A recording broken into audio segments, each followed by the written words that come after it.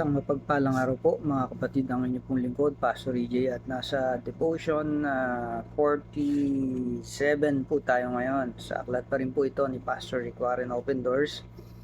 At ang title po ng ating devotion, A Heart of Devotion. At sa 2 Chronicles chapter 31 verse 21, He was successful because everything he did in a spirit of complete loyalty and devotion to his God. Tayo po ay pinagpala ng salita ng Diyos. Ang meaning po ng devotion ay love or care for someone or something. Yung topic po natin, a heart of devotion. Gusto po ng Diyos na magkaroon tayo ng puso na laging merong pagmamahal, number one, sa Panginoon, sa Kanya, at sa ating kapwa. Dahil hindi lang basta ministry yung gusto po ng Diyos sa paglilingkod, kundi dapat ay ito ay may devotion. Kaya yung motive dapat po natin ay nakakonected po ito, connected to sa Panginoon, dahil ang meaning po ng motive, a reason for doing something. Ano ang motive natin sa paglilingkod sa Panginoon? Ano ang motive natin? Bakit tayo nag-share gospel or good news about our Lord Jesus Christ?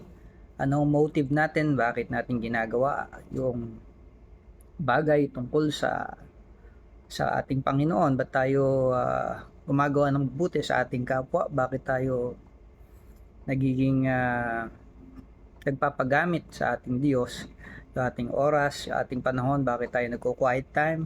Bakit kailangan natin na mag-devotion? So, a heart of devotion, it's all because of Jesus. Jesus po yan. So, sa ating pong 2 Chronicles chapter 31 verse 21 yung ating verse, he was successful. Ang tinutukoy po dito ay si King Hezekiah. Nung panahon ng Old Testament, siya ay isa sa mga hari po doon. Because everything he did in a spirit of complete loyalty and devotion to God. So, yun po ang ginawa ng si Haring Hezekiah. Lahat ng kanyang ginawa ay may spirit of complete loyalty and devotion to his God. So meron siyang devotion sa Panginoon at complete loyalty, spirit of complete loyalty. Ibig sabihin po ay talagang sinunod niya lahat kung ano ang kalooban ng Diyos. At yung pinalitan niya pong hari, yung kanyang tatay na si King Ahaz, King Hezekiah. So marami siyang ginawang pagbabago dahil yung kanyang tatay ay si King Ahaz ay hindi sumunod sa Panginoon. Ang sinunod niya ay yung iba-ibang mga Diyos-Diyosan ng panahon nila.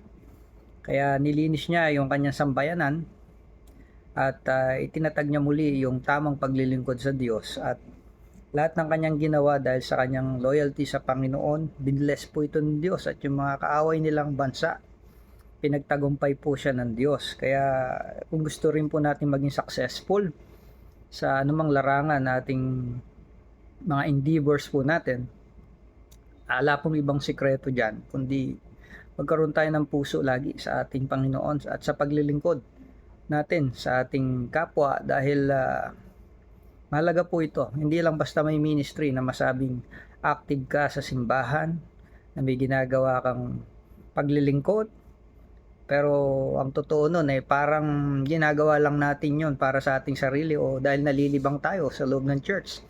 Dahil gusto lang natin na magkaroon ng titulo na tawaging pastor o tawagin na anumang title sa ating church.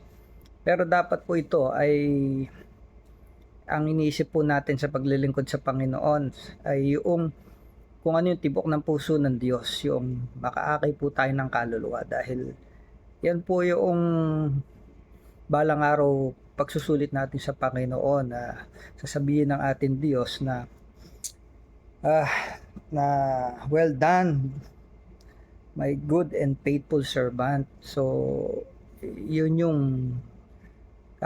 gusto po natin, hindi yung dito lang po na very good tayo pero sa panlabas, pero ang totoo po niya, nakikita ng Diyos yung ating motive, yung ating puso. Bakit natin ginagawa yan? For the sake of money lang ba, or fame, o dahil sa kabuhayan showcase? Kaya gusto natin magpastor dahil libre pag-aaral sa atin sa Methodist, Meron kang sponsor, meron kang mga bagay na benefits, kaya mo lang gusto sa ministry, pero pag wala na, goodbye, lipat na sa ibang trabaho. Hindi po ganon. A heart of devotion, kailangan yung puso po natin ay devoted una sa Panginoon, at ginagawa natin to, pinagpe-pray natin ito bago natin na gawin ng isang bagay. Hinihingi natin yung blessings ni Lord, hindi basta lulundag tayo at gagawin lang natin at bahala na si Batman. So, ganun po yung ginawa ni King Hezekiah. Lagi siyang nagpe-pray. Kaya yung prayer life po natin, importante po ito. Hingin natin sa Panginoon yung wisdom and favor niya sa lahat ng bagay na desisyon na gagawin natin sa ating buhay. Lalo na sa mga critical na bagay. Diba, mag-aasawa po kayo. Kailangan hindi lang magandang lalaki o magandang babae. Dapat ito po ay mayroon ding pagkilala sa ating Panginoon. At sa ministry naman, magpapastor tayo o gusto nating maglingkod sa Diyos, dapat isang tabi po natin yung mga bagay na sasanlibutan for the sake of money lang, or magkaroon ng church appointment, magkaroon ng influence dahil no choice yung mga members, sermonan mo sila kahit mga attorneys at matataas ng pinag-aralan, samantalang tayo mas mababa kaysa sa kanila. So di po ganon yung paglilingkod sa Diyos, at hindi rin ganon yung mga desisyon na dapat gawin natin. Isipin po natin lagi na dapat yung